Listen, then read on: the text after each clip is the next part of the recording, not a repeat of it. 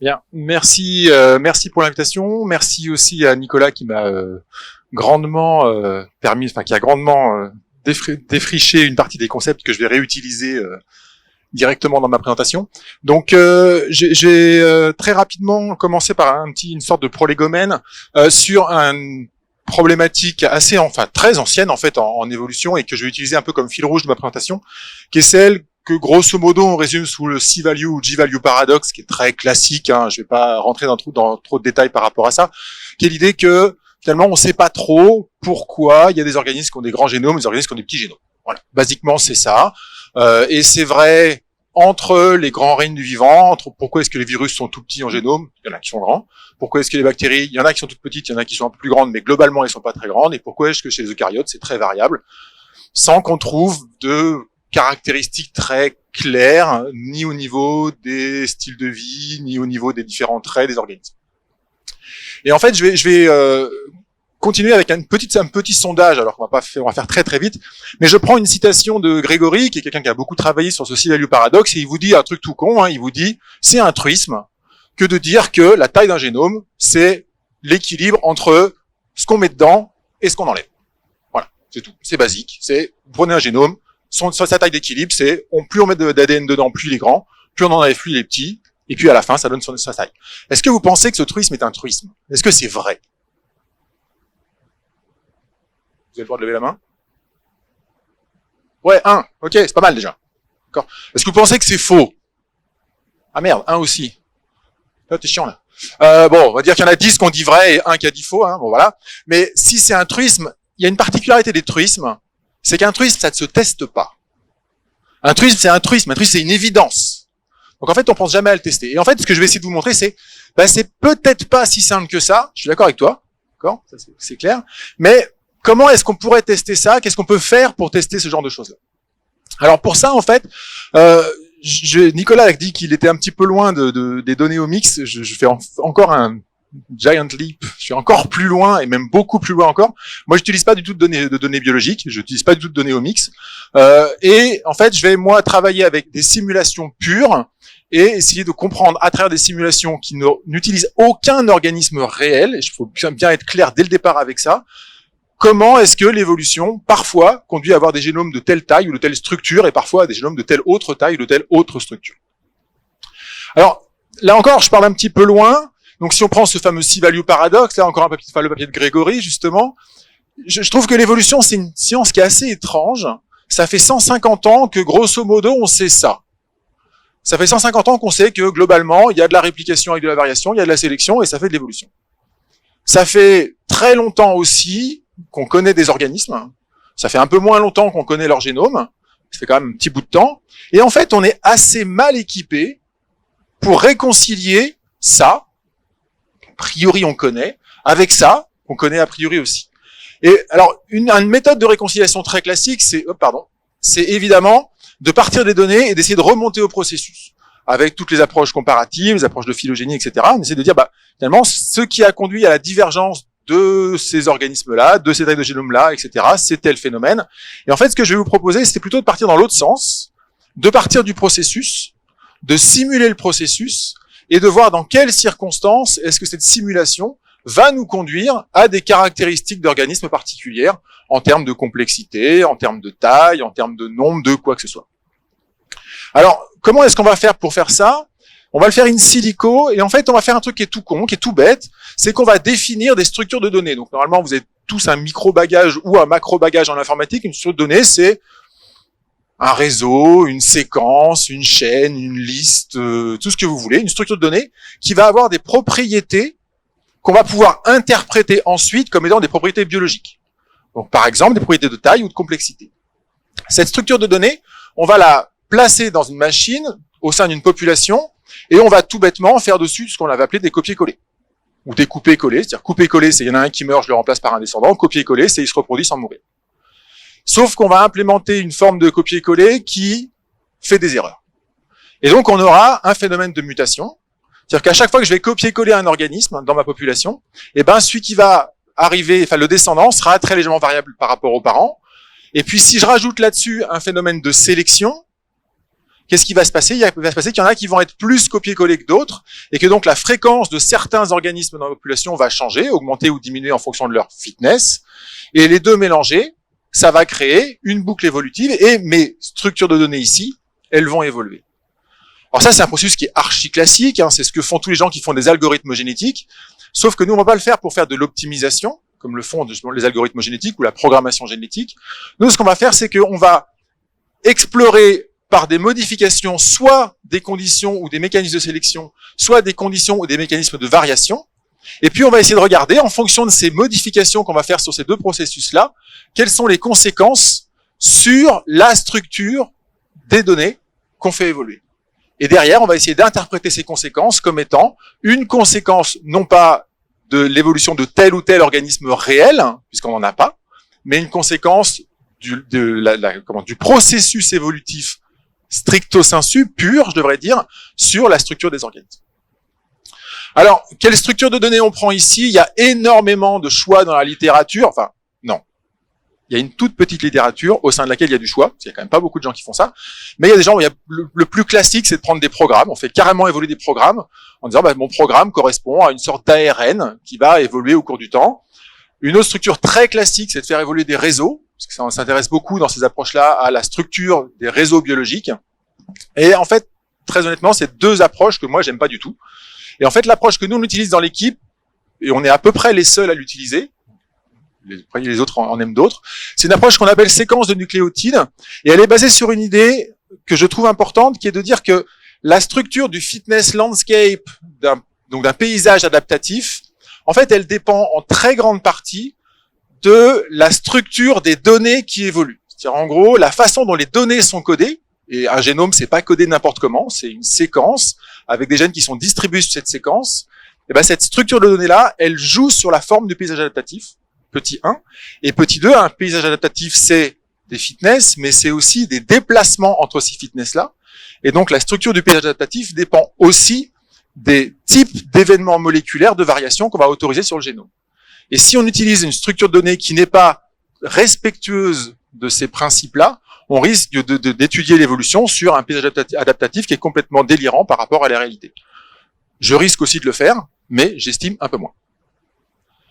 Du coup, avec cette idée-là en tête, on a défini une plateforme d'évolution expérimentale in silico, donc qui s'appelle EVOL. On n'est pas allé chercher très loin le nom, hein, ça veut dire Artificial Evolution.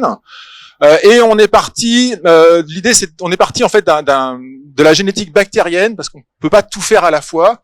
Et on voulait éviter les complexités liées au sexe, même s'il y en a un peu chez les bactéries. On voulait éviter les complexités liées à la diploïdie. On voulait éviter les centromères, les télomères, etc. Et puis en plus, un génome circulaire, ça nous arrangeait bien parce que ça évite les effets de bord. Donc du coup, on est parti du bactérien. Et donc effectivement, on va avoir un génome circulaire ici. Alors, pour pouvoir faire tous les opérateurs de variation qui nous intéressent, ce génome, il est double brun, parce qu'il faudra pouvoir faire des inversions.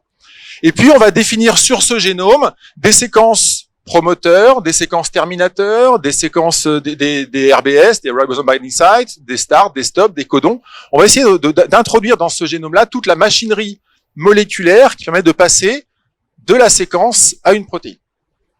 Et puis après, après, on est coincé. Après, on est coincé parce que une fois qu'on a toutes les protéines, on est absolument incapable de calculer la fitness d'un organisme à partir de ces séquences de protéines. Et donc là, on fait un choix. On fait le choix d'exprimer nos organismes dans un monde mathématique pur, abstrait. Et ce monde mathématique, on le définit très simplement en disant, on va avoir un axe ici, un axe mathématique, qui est l'axe de tous les processus biologiques qu'on peut imaginer. Voilà. Donc, vous pouvez imaginer qu'ici, c'est le métabolisme du lactose, et puis juste à côté, c'est le métabolisme du glucose, puis après, c'est, pourquoi pas, peut-être pas la réparation de l'ADN, ça fait un truc bizarre, mais tous les processus, voilà, n'importe lesquels. Voler, se déplacer, n'importe quoi. OK ?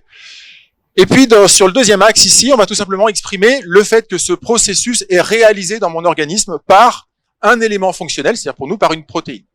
Et en fait, du coup, une protéine, c'est quoi ? C'est tout simplement la traduction d'un gène. Ça, c'est un gène, ça, c'est un autre gène. Celui-là, ici, il exprime cette protéine qui active une partie des processus biologiques. Celui-là, c'est un autre gène qui inhibe une partie des processus biologiques. Et je passe sous silence, mais en gros, il y a tout un processus de calcul qui lie le gène pour calculer les paramètres de ces noyaux mathématiques que sont les protéines dans notre modèle.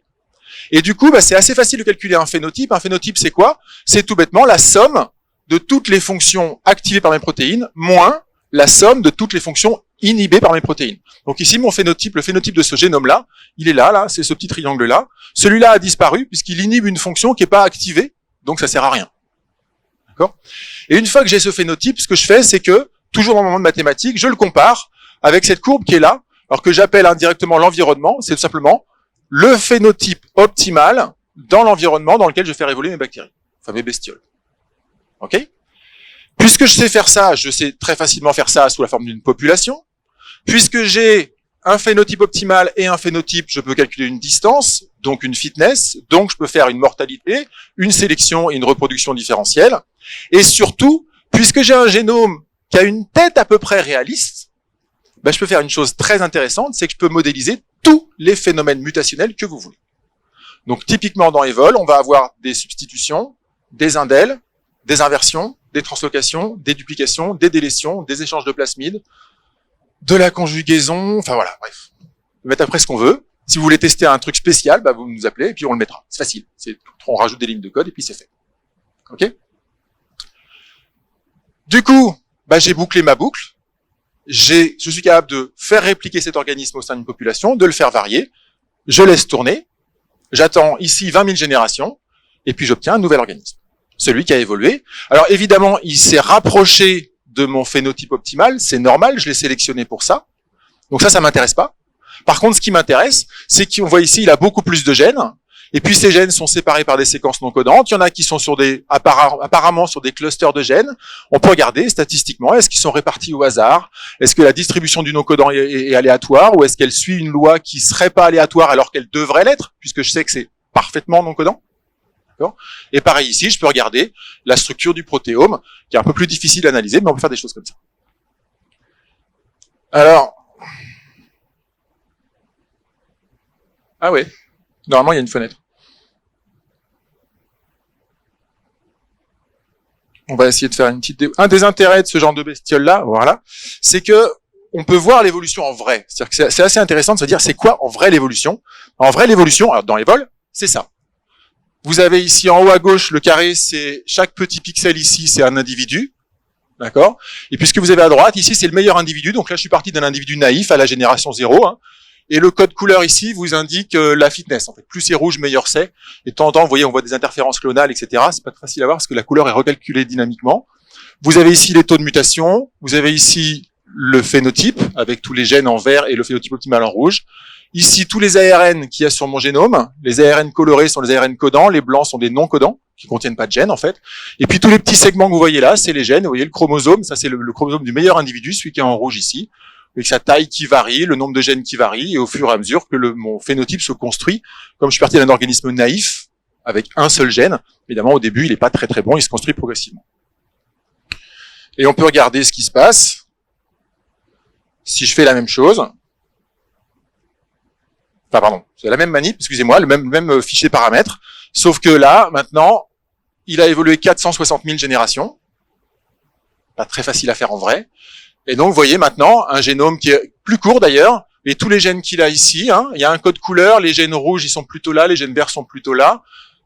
C'est des gènes chevauchants, on voit des petites séquences non codantes. Ça, c'est les ARN. Les codes couleurs indiquent maintenant le taux de transcription de mon ARN. C'est-à-dire, plus c'est jaune et plus c'est fort, un taux de transcription. Et donc, on peut faire des manips avec ça. C'est-à-dire, je peux dire, bah, qu'est-ce qui se passe si je change une chose ou l'autre là-dedans? Et une chose que je peux changer, par exemple, on va faire la manip, on va la faire en live. Qu'est-ce qui se passe si je teste l'hypothèse de Grégory? L'hypothèse de Grégory tout à l'heure, c'est un truisme, que la taille de mon génome, c'est la balance entre ce que je mets et ce que j'enlève comme ADN dans mon génome. C'est vous, ça? Ouais. Ok. Et donc, je teste ce truisme en multipliant par 32, ici, le taux de duplication, tout en conservant le taux de délétion. Donc là, j'ai mis mon génome sous une pression énorme, dans laquelle je le force à acquérir du génome. Et puis, on verra ce qui se passe. Alors, on va le laisser tourner un peu quand même. Et en attendant de sortir, ce que je vous mets là, c'est juste un petit reminder ici. Le noir, c'était moi, en fait. Oui. Un petit reminder ici pour qu'on se rappelle la structure de l'organisme avant que je lance la manip. D'accord. Alors, qu'est-ce qu'on peut faire avec Evol? On va faire des manips comme ça. L'usage archi classique pour nous, c'est je prends un paramètre et j'explore les effets de ce paramètre. Et ce qu'on a fait historiquement, c'est le paramètre le plus intéressant pour nous, c'est évidemment les taux de mutation. Et donc, on a regardé ce qui se passe si on essaye plusieurs taux de mutation différents dans des conditions éventuellement de sélection différentes et on regarde ce que ça donne. Et ça, c'est un vieux papier pour nous, hein, c'est le premier papier qu'on a fait avec Evol. Et en fait, on a trouvé une chose assez surprenante, c'est qu'on a constaté que, en fonction du taux de mutation, ici en log scale, qu'on mettait dans Evol, on avait une régulation avec une loi de puissance, alors de la taille des génomes, mais pas que, parce que ce que vous avez ici, c'est pas la taille du génome, c'est la taille du non-codant dans mon génome.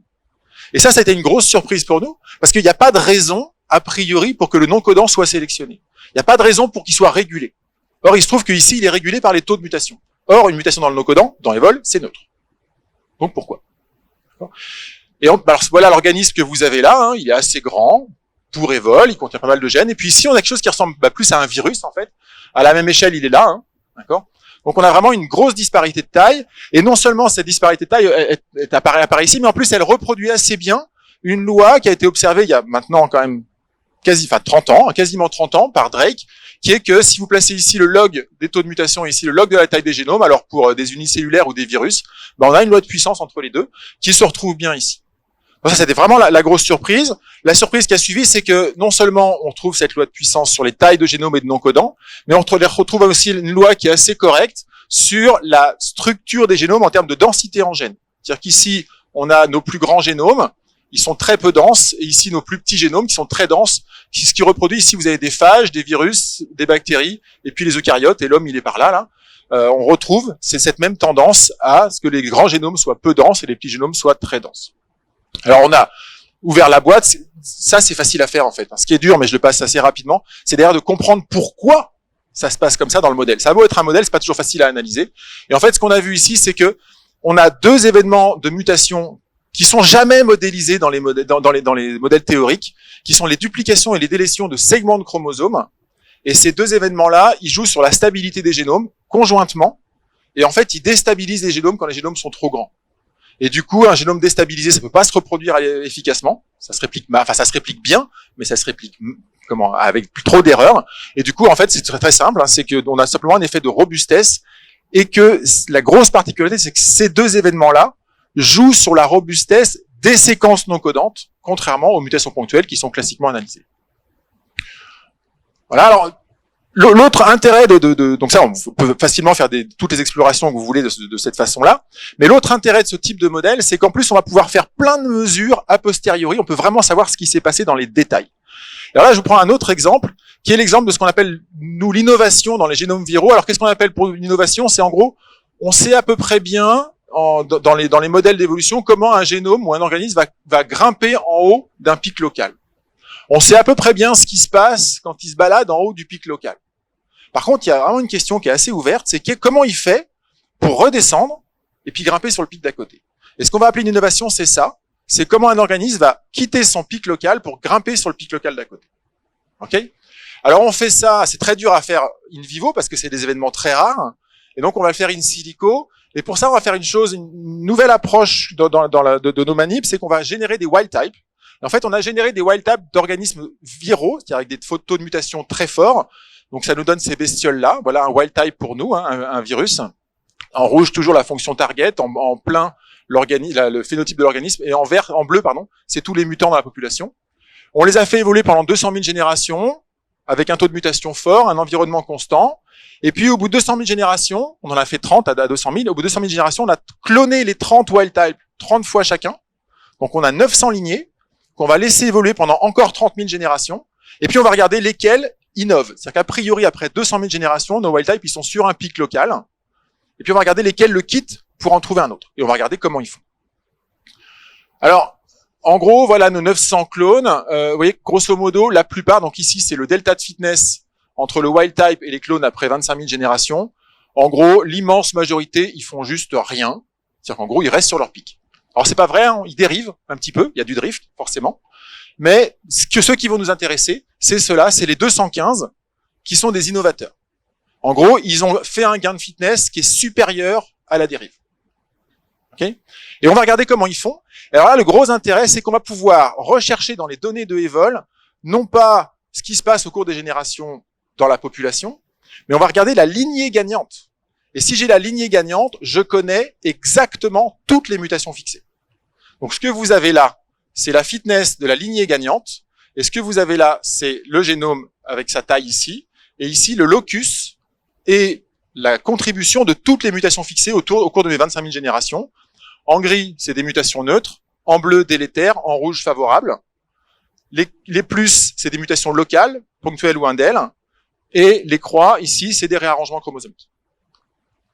Et alors, ce qu'on voit, c'est que dans tous les innovateurs, quasiment en tout cas, une très grande partie d'entre eux, l'innovation, elle se fait comme ça, sous la forme d'un burst mutationnel. On voit qu'il y a plein de mutations qui sont fixées là, alors qu'avant, il se passe quasiment rien, et après, il se passe quasiment rien.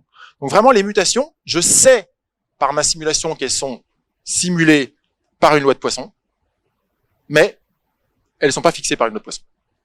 C'est pas une très grosse surprise, mais on va pouvoir se poser la question de qu'est-ce qui se passe ici. Et donc, en gros, on s'est posé la question de dire qu'est-ce qui s'est passé pendant ce moment-là, et on l'a cherché en termes de robustesse et d'évolvabilité. Alors, très rapidement, les définitions, c'est quoi l'évolvabilité? En gros, c'est l'espérance de gain de fitness que vous avez si vous vous reproduisez. Et la robustesse, c'est la probabilité que vous avez de vous reproduire en ne perdant pas de fitness. Donc, en gros, si vous avez ça, alors c'est évidemment une image, hein, la distribution des effets mutationnels, tout ce qui est en rouge, c'est délétère, on s'en fout. Ce qui est en vert ici, c'est ce qui vous permet de gagner de la fitness. Donc, l'évolvabilité, c'est cette aire-là. Et la robustesse, c'est ce pic ici, qui est composé de deux éléments, la robustesse mutationnelle, les mutations qui ne font rien en termes de fitness, et puis ce pic qu'on oublie souvent et qui est pourtant super important, c'est qu'il y a des organismes qui ne mutent pas.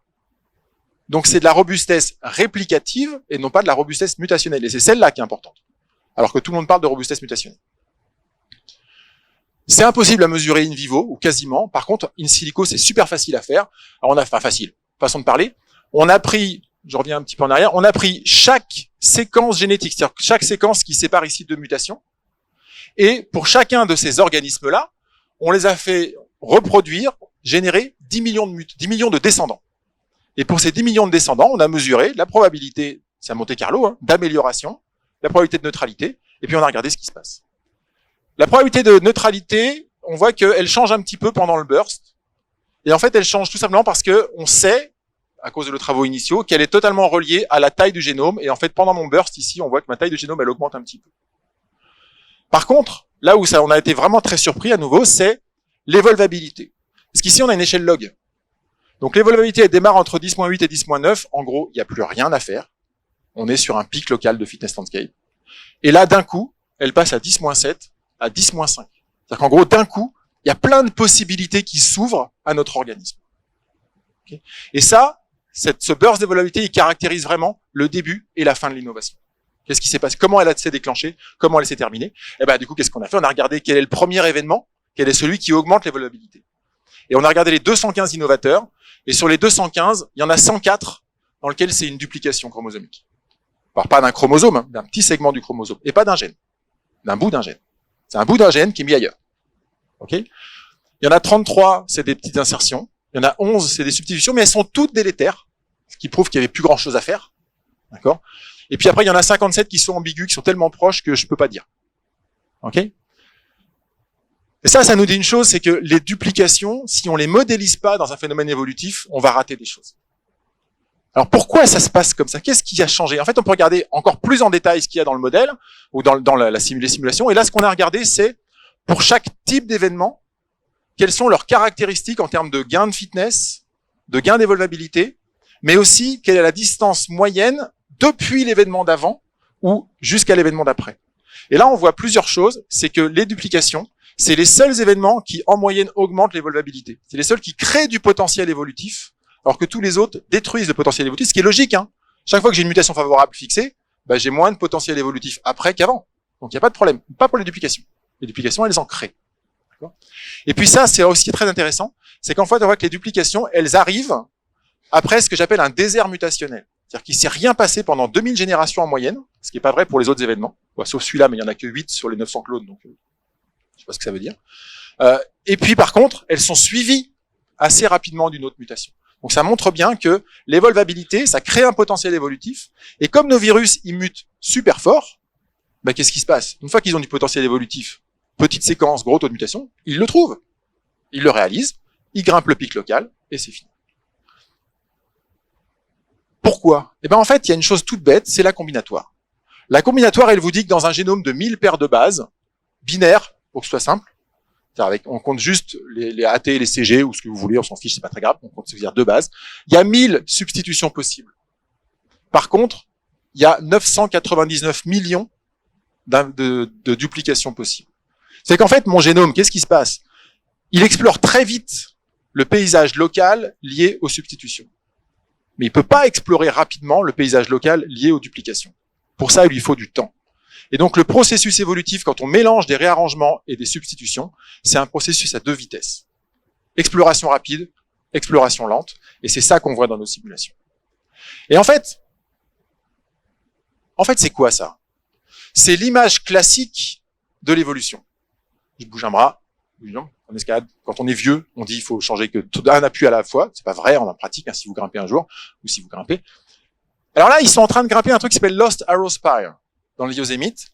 Et c'est une montagne qui est vachement intéressante, parce que elle est là. Qu'est-ce qu'on fait une fois qu'on est là? Ben, on fait ça. D'accord? En fait, une fois qu'on est là, on change de mode. Mais, en fait, Lost Arrow Spire, elle a été conquise pour la première fois au lasso. Ils étaient là. Et puis ils ont lancé un lasso. Et qu'est-ce qui se passe quand on lance un lasso? On bouge pas. On n'est pas en danger. Et on lance le lasso. Et on a des millions de possibilités de lancer le lasso sans bouger. À un moment donné, le lasso, il s'accroche. Et là, j'y vais. Bah, c'est exactement ce qui se passe dans nos simulations. Nos organismes, ils sont en haut de leur fitness landscape, puis ils essayent. Une duplication, ça marche pas. Une autre duplication, ça marche pas. Une troisième, ça marche pas. Ils essayent, ils s'en foutent, ils sont en haut d'un pic local. Ils ont le temps. Ils bougent pas. Ils essayent, mais ils bougent pas. D'accord? Et puis un jour, hop, il y a une duplication, bah, elle marche. Ah, bah, ils y vont. Et puis ils recommencent à grimper à côté. Ah, j'en ai mis deux. Non, voilà. Excusez-moi, je sais plus ce que j'ai fait. Voilà. Bref, c'est ça qu'ils font. Alors, encore, je sais pas, j'ai beaucoup de temps encore ou pas? Non. Hein. Ouais, 5 minutes. Très bien, merci. Autre chose que Evol permet, alors j'adore celle-là, j'aurais pas voulu l'éviter. Ce que je vais vous montrer maintenant, c'est aussi pour vous montrer que c'est facile à utiliser. Donc le résultat que je vous montre ici, c'est le résultat d'un stage de troisième. On a reçu un stage de troisième pendant 5 jours au labo. On voulait faire de la recherche avec Evol, et voilà ce qu'il a sorti. Alors, on s'est posé une question qui est sur la taille des génomes des bactéries. Pourquoi? Parce que, donc là, c'est des génomes bactériens, nombre de protéines, taille du génome, très bien. Ce que vous avez ici, c'est des endosymbiontes. C'est très connu, c'est les plus petites bactéries. Comme elles sont endosymbiontes, elles ont une toute petite taille efficace de population. Mais ce que vous avez là, c'est des cyanobactéries marines. C'est les plus grandes tailles de population bactérienne connues. On dit qu'on les voit de l'espace tellement c'est des grandes populations. Et il se trouve que ces deux types de bactéries ont toutes deux connu une évolution réductrice. C'est-à-dire que leur génome a diminué. Dans un cas, on dit que c'est parce que c'est une petite population. Dans l'autre cas, on dit que c'est parce que c'est une grande population. Il y a un problème. Donc, on se dit, est-ce qu'on peut réconcilier ça avec Evol? Et en fait, il y a deux hypothèses qui sont publiées. Hein. L'hypothèse archi-classique de Lynch qui dit que ça dépend de la taille efficace de la population. Donc, ça expliquerait assez bien les cyanobactéries. Et puis l'hypothèse de Gabriel Marais et Alexandra Calto et Olivier Tenaillon qui dit que ça dépend du taux de mutation. Ils disent pas que celle-ci est fausse, ils disent qu'il y en a une autre, hein, et qui pourrait expliquer les endosymbiontes. Ce qu'on a fait avec Evol, c'est toujours la même chose. Hein. On a généré des wild types pendant 10 millions de générations, ici. Et au bout de 10 millions de générations, on sait que leur génome, il est super stable en taille. D'accord? Et là, on a généré 5 familles différentes. Taille de population multipliée par 4, divisé par 4, taux de mutation multiplié par 4, divisé par 4, et puis le contrôle au milieu. Et puis on regarde ce qui se passe.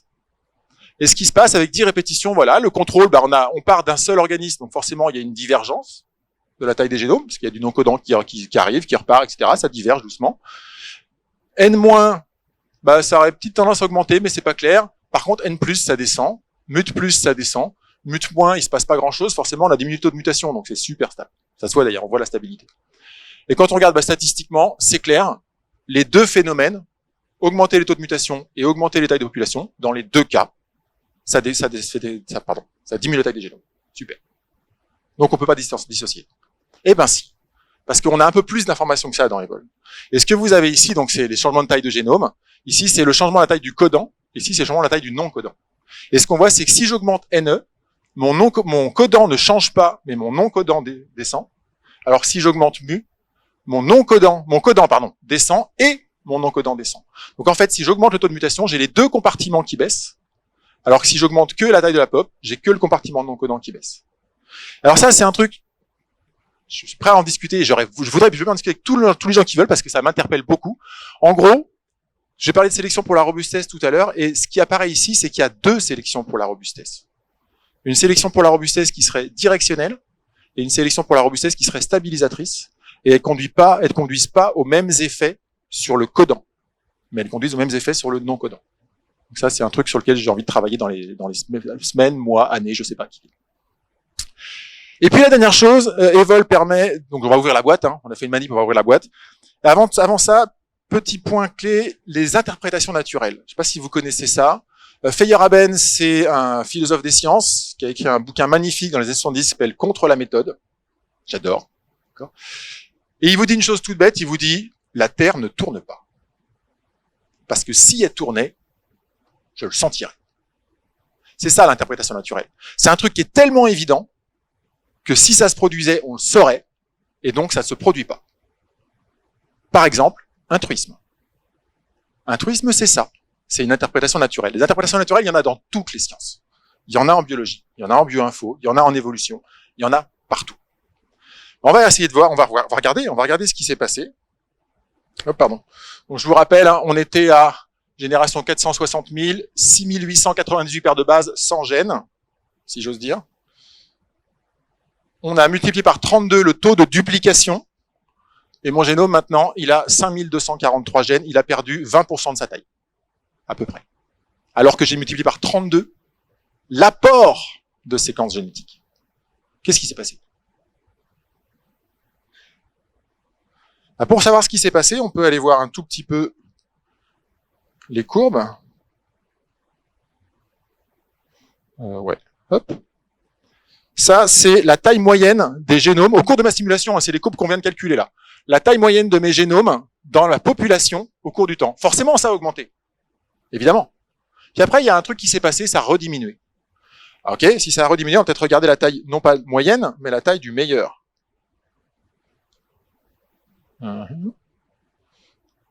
Ouais. Voilà la taille du meilleur. Au début, elle n'a pas bougé. Là, c'est le moment où j'ai augmenté mon taux. Hein. Au début, elle n'a pas bougé, puis elle est montée un petit peu, hein. Elle est montée, et hop, elle est tombée, et maintenant elle est stable. Qu'est-ce qui s'est passé? Il s'est passé qu'en fait, mes organismes, ils ont tous grandi. Mais en grandissant, ils sont devenus pas bons. Et en devenant pas bons, bah, le seul qui peut un petit peu conserver sa fitness, c'est-à-dire contrer cet effet d'énorme apport de séquences génétiques qui le casse sans arrêt, c'est celui qui est le plus petit, parce que c'est celui qui va avoir le moins d'événements de mutation. Donc simplement, il régule le nombre d'événements en baissant la taille du génome, parce que s'il régule pas ce nombre d'événements, il est mort. C'est tout.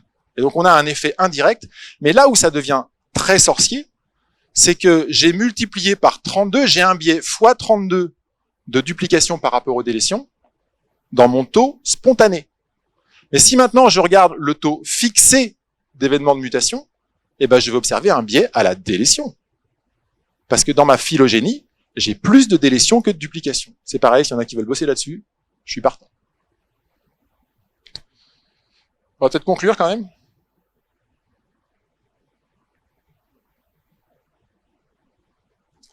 Donc, j'espère vous avoir convaincu que l'évolution expérimentale in silico, c'est un peu bancal, c'est un peu borderline, mais quand même, ça permet d'apprendre des choses, et que c'est un outil de plus, ça remplace pas les autres outils, mais c'est un outil de plus qui permet de poser des questions, et j'espère, ou je propose, je pense, des questions intéressantes, en ouvrant nos yeux sur des mécanismes qu'on n'imaginait pas, et qui, une fois qu'on les a vus, paraissent en fait quasiment évidents. D'accord ? Par contre, évidemment, hein, il faut garder à l'esprit que ce ne sont que des modèles, et que tout ce que je viens de vous dire, ça demande interprétation dans le monde de la biologie, pour pouvoir, et ça n'a rien de vrai, en fait, ce que je viens de vous dire. C'est juste des idées. Et c'est quoi notre boulot? C'est justement de développer des idées. Donc c'est cool. Et puis, bah, ce qu'on a vu, c'est les réarrangements. Les réarrangements, vous dis-je, vraiment, ce qu'on voit, c'est quand on met des réarrangements dans un modèle, il se passe des choses complètement inattendues. qu'on ne voit pas du tout quand on met pas de réarrangement. Donc vraiment un message important, c'est que je pense qu'il faut les étudier un peu plus dans les phylogénies, dans la théorie, etc. et dépasser les modèles qui ne regardent que les mutations ponctuelles. Et puis après, ça pousse plein de questions ouvertes. Quels sont les déterminants des taux de réarrangement, s'ils sont si importants? Et puis les réarrangements, c'est aussi des séquences d'insertion, des éléments transposables. Et ça, on les a pas dans le modèle et on espère les mettre assez rapidement. Voilà, j'ai mis les références principales s'il y en a que ça intéresse. Je voudrais remercier tous les collaborateurs et les financeurs de ces travaux-là. Ceux qui veulent intéressent, vous avez le code disponible ici. Et c'est trop cool la Slack, donc je vous en remets un petit peu.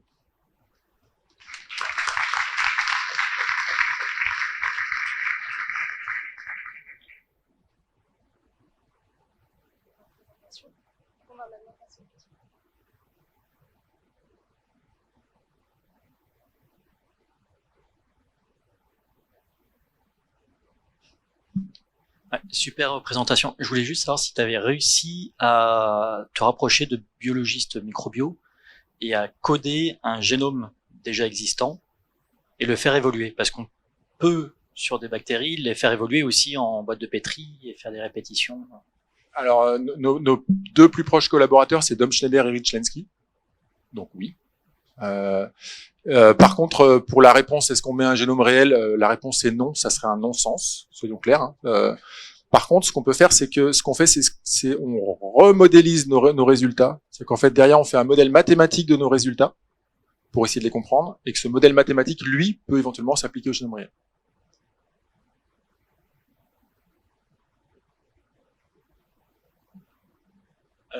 Je voulais savoir, au début, vous aviez présenté la courbe des processus biologiques avec, on va dire, le profil de l'organisme parfait. Je veux dire, et j'aimerais savoir, pardon, à quel point vous avez essayé de jouer avec ça.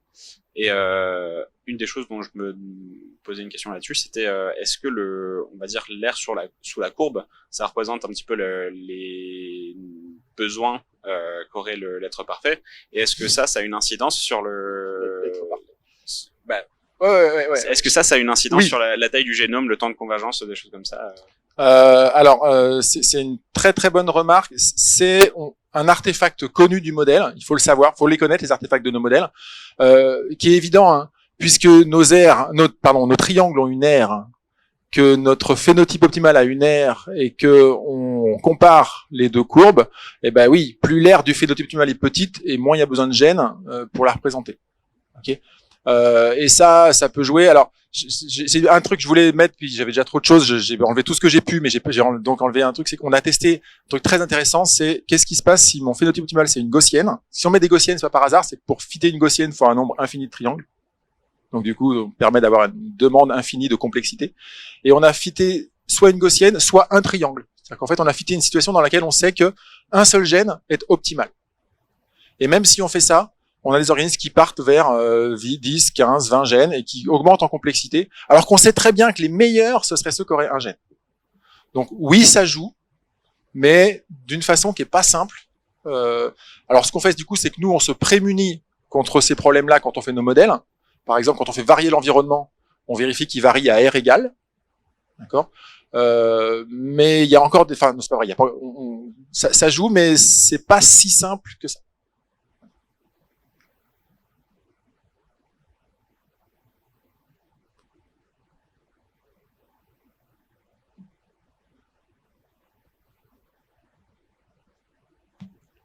Est-ce que vous avez envisagé ou essayé d'ailleurs de simuler plusieurs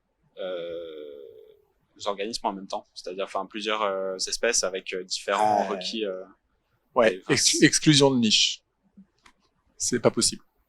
C'est pas possible parce que la seule interaction, on n'a pas d'interaction biotique entre nos organismes. On n'a que des interactions de compétition, et donc on n'aura qu'une seule espèce à la fin. Donc, notre arbre phylogénétique, quand on le trace, c'est un joli parasol. Alors par contre, on a un autre modèle qu'on a publié il y a 2 ans, dans lequel on a mis des interactions biotiques entre les organismes. Et là, le résultat, pour le résumer très vite, c'est que dans un environnement cyclique, on a une probabilité beaucoup plus grande d'avoir du polymorphisme stable, et donc de la spéciation. Et donc on parlait de Rich Lenski tout à l'heure, c'est exactement ce qu'ils observent. C'est que Rich, il a fait sa manip au départ en pensant qu'il n'y aurait pas de spéciation, mais comme l'environnement est cyclique, parce que c'est un transfert journalier, Ils observent beaucoup de spéciation, et donc on a montré dans le modèle qu'en environnement cyclique, on peut avoir de la spéciation stable sans avoir de fréquence dépendance symétrique. Je sais pas si ça parle à tout le monde. En gros, pour être stable en spéciation, il faut avoir de la fréquence dépendance de A sur B et de B sur A.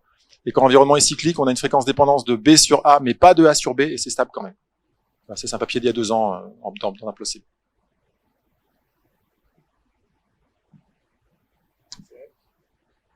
C'est la question classique en fait, hein, c'est sûr.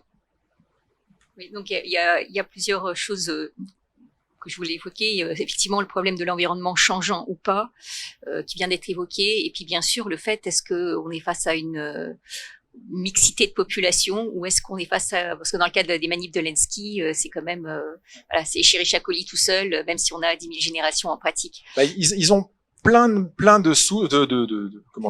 lignées dans lesquelles on a du polymorphisme stable. Il y en a une qui est stable depuis plusieurs dizaines de milliers de générations, mais ils se rendent compte quand ils ouvrent toutes les flasques qu'en fait c'est polymorphe après partout. Oui, mais quand je parle de mixité de population, c'est-à-dire je parle de transfert horizontal en tant que microbiologiste, okay, et de dimension entre guillemets fractale de l'évolution, puisque ce qu'on voit, c'est à l'intérieur d'un îlot génomique, lui-même a son corps génome et en partie variable, qui est elle-même une protéine à ses motifs, etc. Donc cette dimension, on va dire fractale de l'évolution, on la rend pas, je suppose qu'on peut pas la rendre compte dès qu'on est face à une population homogène. Alors, elle est spatialisée, donc elle est pas si homogène que ça, quand même. Si vous avez vu la manip, quand j'ai lancé l'évolution au départ, on a beaucoup d'interférences clonales, donc on a quand même des sous-populations, mais elles sont jamais stables très longtemps. Après, on a aussi une problématique, et que nos populations sont petites. Donc là, ce que je vais montrer, on a 1000 individus. On monte assez facilement à quelques dizaines de milliers, mais au-delà, c'est compliqué. Et du coup, à nouveau, l'arbre phylogénétique, il est assez plat. Et quand on a testé, par exemple, avec des échanges de plasmides, parce qu'on peut faire du sexe dans le modèle, on n'a pas vu de grosses différences. Donc oui, c'est une question ouverte sur qu'est-ce qui se passerait si on avait des plus grandes populations, des choses comme ça. Pour l'instant, on n'a pas eu le temps. C'est pas qu'on peut pas, c'est qu'on n'a pas eu le temps d'y aller. On peut faire de la spéciation, il suffit d'avoir 2 lignées indépendantes et qu'on va simuler à part et sur lesquelles on va organiser ensuite des échanges. Ça, on peut le faire.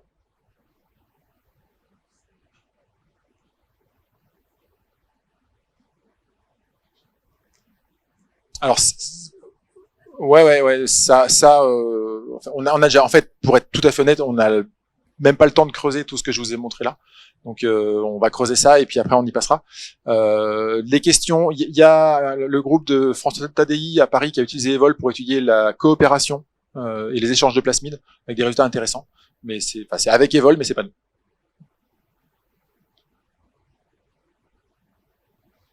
Est-ce que vous avez envisagé, ça rejoint un petit peu l'idée d'avoir plusieurs espèces, mais de mettre plusieurs cibles de processus biologiques qui peuvent être possibles en même temps, on va dire?